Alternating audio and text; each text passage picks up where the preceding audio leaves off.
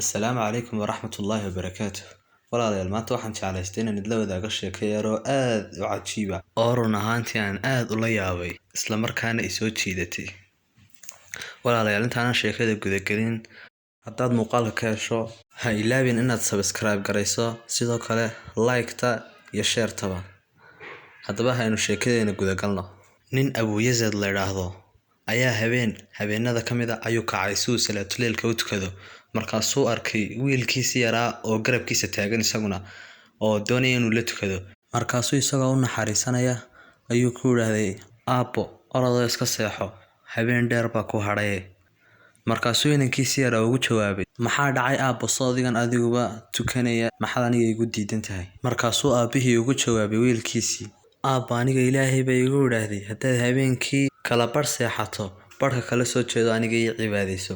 Haddaad habeenkii 3 meelood 2 meelood seexatana qaybta kale soo hadha aniga ii cibaadayso, aniga markaasuu wiilkii yaraa yiraahday, aabbo waad dhaqan gelisay wixii uu Ilaahay kitaabkiisa ku yiraahday suuratu Muzammil aayadda u dambaysa, inna rabbaka yaclamu annaka taquumu adnaa min thuluthay al-layli wa nisfahu wa thuluthahu wa taa'ifatun min alladhiina macak.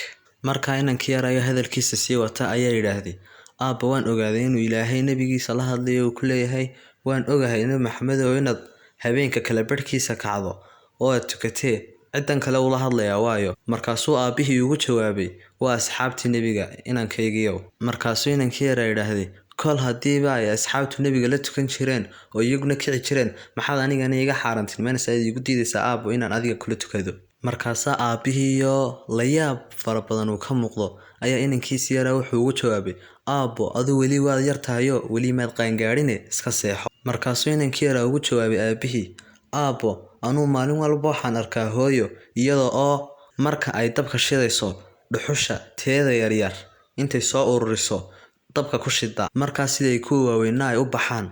Markaa aabbo waxaan ka baqanayaa inuu Ilaahay maalinta qiyaamaha uu annaga nooga horreysiiyo inta aanu ragga waaweyn aanu weli cadaabta gelin haddii aanu ka tagno daacaddiisa. Markaasuu aabbihii la yaaban inankiisa yar iyo siduu Ilaahay uga cabsanayo ayaa wuxuu ugu jawaabay, haye kaalay la tuko wiilkaygiiyow, adiga aabbaha ka yaqaana Ilaahay. Sheekadeenu intaas ka egta walaalayaal. Haddaad dhankan soo gaadhay muuqaalka, like saar, share, subscribe.